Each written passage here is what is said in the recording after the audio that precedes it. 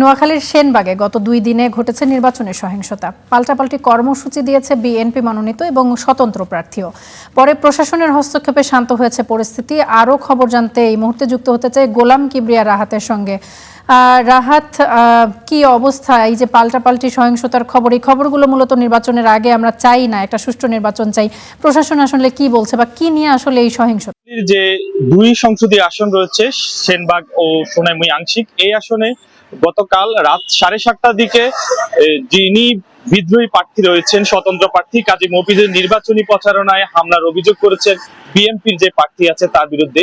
এই অভিযোগে হামলার ঘটনা যখন এলাকায় জানাজানি হয়, এলাকায় জানাজানি হওয়ার পরে উত্তপ্ত পরিস্থিতি ছড়িয়ে পড়ে এবং উভয় পক্ষের মধ্যে ধাওয়া পাল্টা দেওয়ার ঘটনা ঘটে এবং উভয় পক্ষই এই বেশ কয়েকজন নেতাকর্মী আহত হয়েছে। আমরা কথা বলেছিলাম এখানে স্বতন্ত্র প্রার্থী যিনি রয়েছেন তার সাথে, তিনি আমাদেরকে যেমনটা জানিয়েছেন তিনি নির্বাচন পর্যন্ত অপেক্ষা করার জন্য এবং সবাইকে ধৈর্য ধরার জন্য, এবং এ বিষয়ে তিনি একটি সাধারণ নির্বাচন কর্মকর্তার কাছে অভিযোগ দিয়েছেন।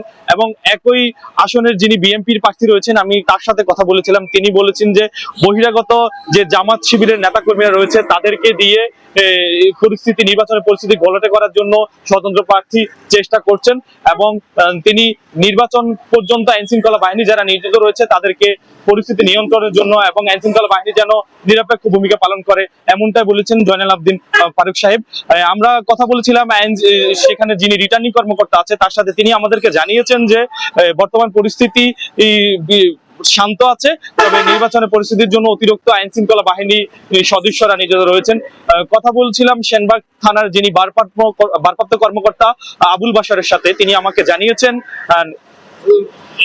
জানিয়েছেন যে নির্বাচনের পরিস্থিতি যেন নিয়ন্ত্রণ আসে সেজন্য অতিরিক্ত পুলিশ সহ আইন শৃঙ্খলা বাহিনী নিয়ন্ত্রণে রয়েছে।